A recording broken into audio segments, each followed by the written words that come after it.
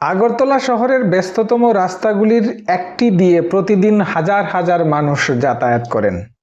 অফিসগামী মানুষের তাড়াহুড়ো, স্কুলের ছাত্রছাত্রীদের কোলাহল, দোকানপাটের ব্যস্ততা, রিক্সা ও গাড়ির অবিরাম চলাচলের মধ্যেই একটি নাম প্রতিনিয়ত উচ্চারিত হয়, সেটি হচ্ছে হরিগঙ্গা বসাক রোড।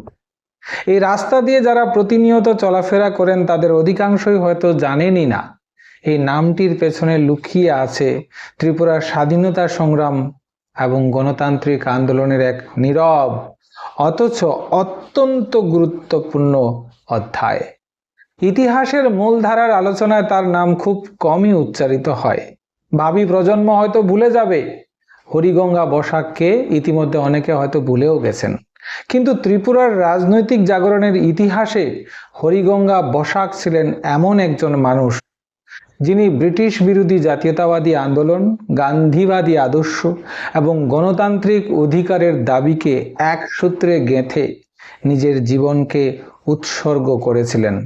তার চেয়ে সবচেয়ে বড় গুরুত্বপূর্ণ বিষয় হচ্ছে পাকিস্তান ষড়যন্ত্রের মুখোশ খুলে দিয়েছিলেন। ত্রিপুরার পাকিস্তানভুক্ত করার যে ষড়যন্ত্র, তার মুখোশ তিনি খুলে দিয়েছিলেন, যার ফলে ত্রিপুরার ভারতের সঙ্গে সংযুক্তি ত্বরান্বিত হয়।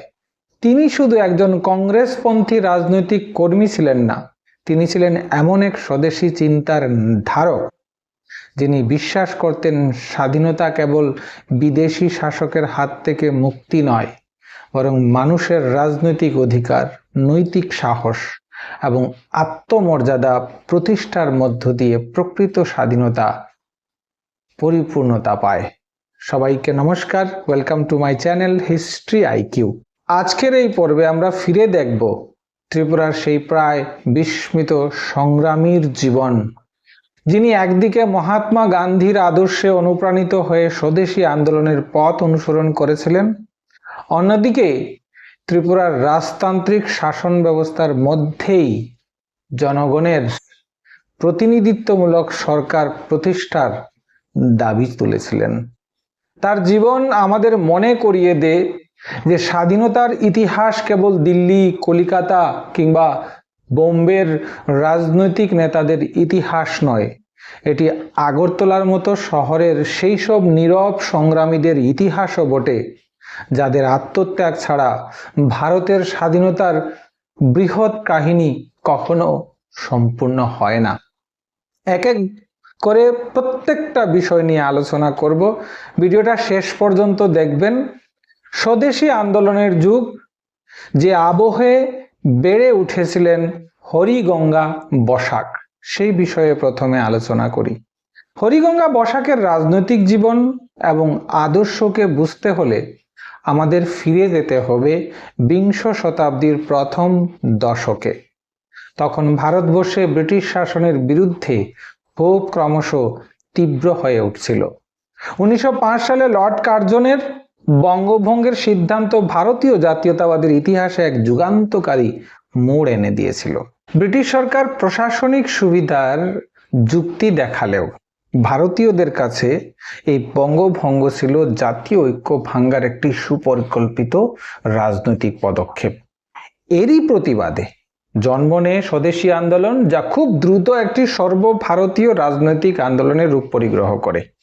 স্বদেশী আন্দোলনের মূল ভিত্তি ছিল বিদেশি পণ্য বর্জন, দেশীয় শিল্পের বিকাশ, জাতীয় শিক্ষার প্রসার এবং অর্থনৈতিক আত্মনির্ভরতা। কিন্তু এই আন্দোলনের প্রকৃত শক্তি ছিল মানুষের মানসিক পরিবর্তনে। ভারতীয়রা প্রথমবারের মতো উপলব্ধি করতে শুরু করেন যে রাজনৈতিক স্বাধীনতার পূর্ব শর্ত হলো আত্মবিশ্বাস, আত্মমর্যাদা এবং নিজের সংস্কৃতির প্রতি গর্ব।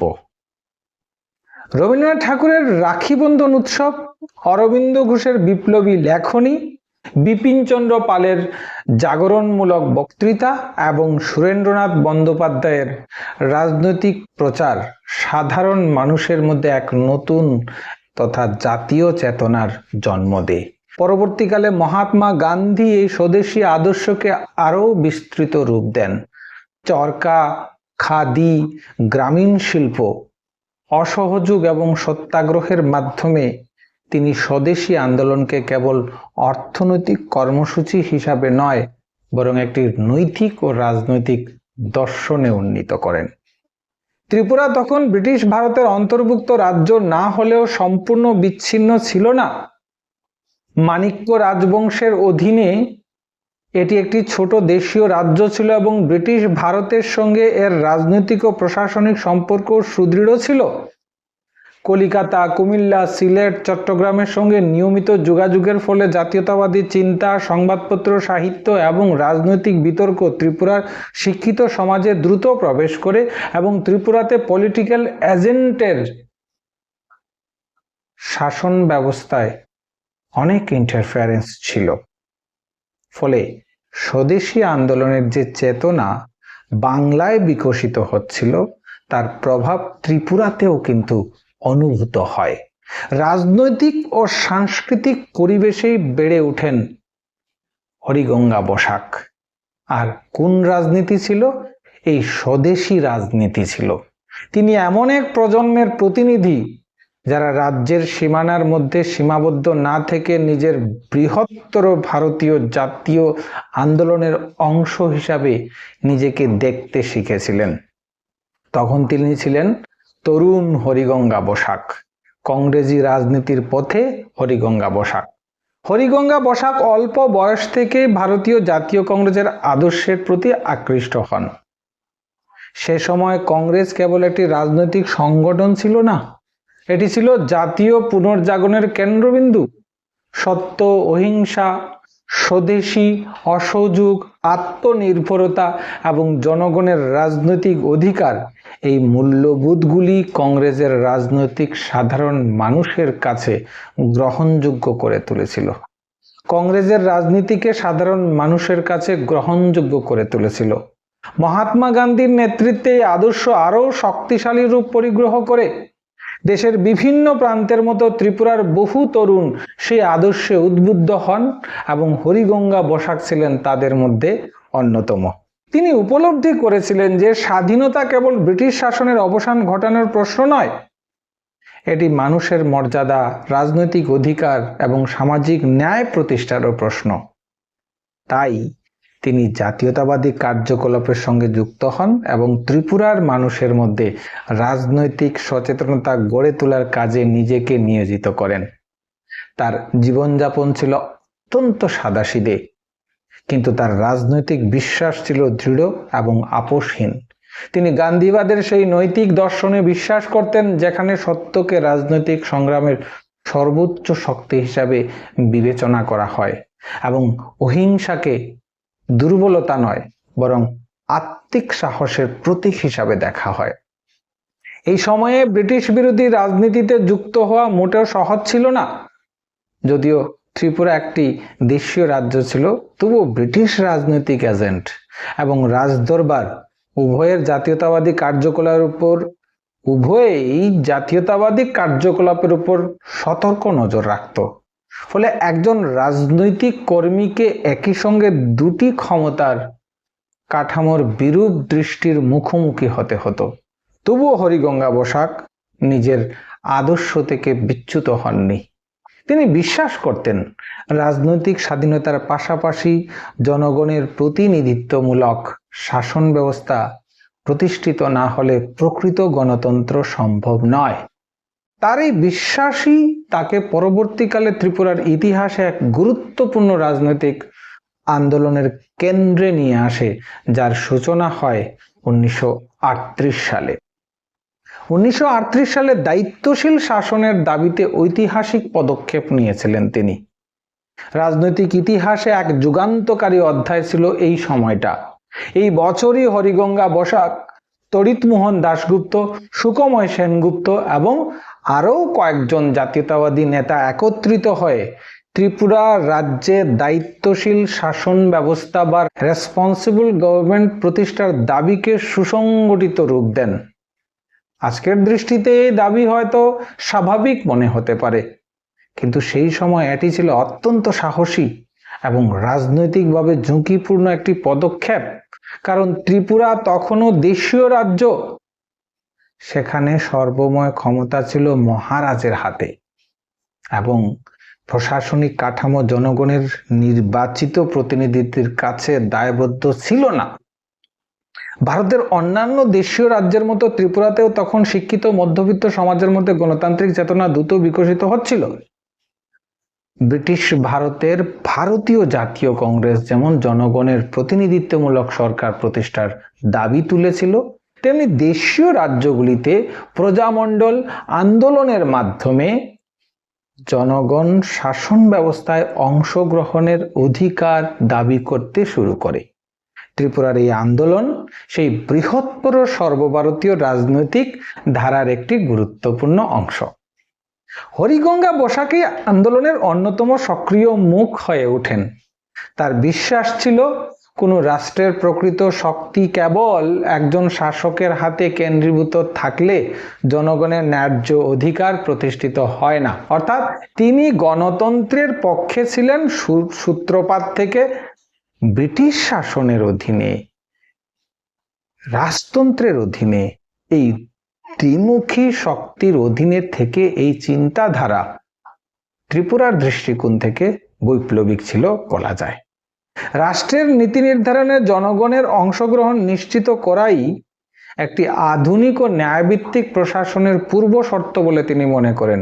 সেই কারণেই তিনি তড়িৎমোহন দাশগুপ্ত, সুখময় সেনগুপ্ত এবং অন্যান্য জাতীয়তাবাদী সহযোদ্ধাদের সঙ্গে মিলে প্রকাশ্যে দায়িত্বশীল সরকার গঠনের দাবি উত্থাপন করেন। এই দাবির মূল বক্তব্য ছিল অত্যন্ত স্পষ্ট।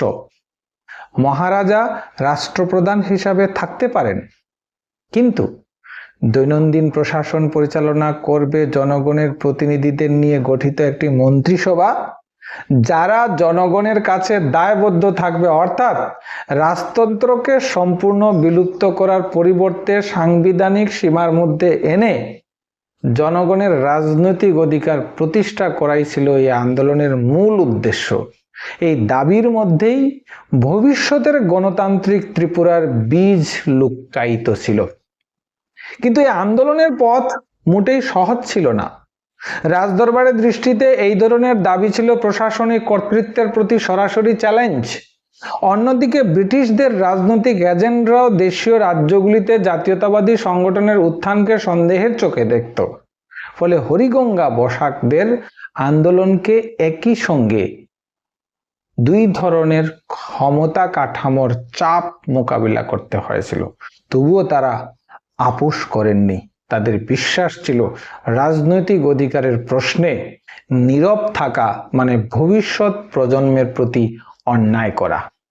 ত্রিপুরার এই আন্দোলনকে যদি বৃহত্তর ভারতীয় ইতিহাসের আলোকে দেখা হয়, তাহলে বোঝা যায় যে এটি কোনো বিচ্ছিন্ন ঘটনা ছিল না।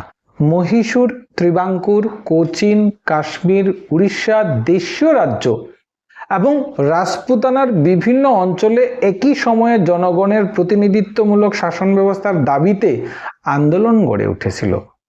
স্বাধীন ভারতের সাংবিধানিক গণতন্ত্রের ভিত্তি তৈরি হওয়ার অনেক আগেই এই আন্দোলনগুলি জনগণকে রাজনৈতিক অধিকারের গুরুত্ব সম্পর্কে সচেতন করে তোলে। সেই অর্থে হরিগঙ্গা বসাক কেবল ত্রিপুরার একজন রাজনৈতিক কর্মী নন, তিনি সমগ্র ভারতবর্ষের গণতান্ত্রিক রূপান্তরের এক নীরব সৈনিক ছিলেন। এ পর্যন্ত আমরা দেখলাম হরিগঙ্গা বসাকের উত্থান, হরিগঙ্গা বসাক জনপ্রতিনিধিত্বমূলক শাসন ব্যবস্থায় তার কতটুকু অংশগ্রহণ ছিল এবং ত্রিপুরার দৃষ্টিভঙ্গিতে রাজতন্ত্রের অধীনে থেকেও ত্রিপুরাকে জাতীয়করণ করার তার যে মানসিকতা ছিল, সেই মানসিকতাই একসময় জয় হয় এবং ত্রিপুরায় গণতান্ত্রিক আন্দোলন অগ্রগতি পায়। আর এই অগ্রগতির ক্ষেত্রে তার যথেষ্ট ভূমিকা ছিল। তাই হরিগঙ্গা বসাক সম্পর্কে আমরা যত জানব, ততই আমাদের তার প্রতি শ্রদ্ধা অবশ্যই জাগবে। আমরা পার্ট 2-তে গিয়ে দেখব হরিগঙ্গা বসাকের আর কি কি ভূমিকা রয়েছে। আর সবচেয়ে বড় ভূমিকা রয়েছে ত্রিপুরাকে পাকিস্তান মুক্তির ষড়যন্ত্রকে ভেস্তে দিয়েছিলেন একমাত্র হরিগঙ্গা বসাক। তাহলে পার্ট 2 অবশ্যই দেখবেন। আর ভিডিওটা এ পর্যন্ত দেখলে ভিডিওটাকে লাইক শেয়ার অবশ্যই করবেন। আপনাদের ফেসবুক হোয়াটসঅ্যাপে শেয়ার করুন, বন্ধুদের সঙ্গে শেয়ার করুন, অফিস কলিগদের সঙ্গে শেয়ার করুন। ত্রিপুরার ইতিহাস জানুন, সচেতন থাকুন। হিস্ট্রি আইকিউকে সাবস্ক্রাইব করুন। সবাই ভালো থাকবেন। নমস্কার।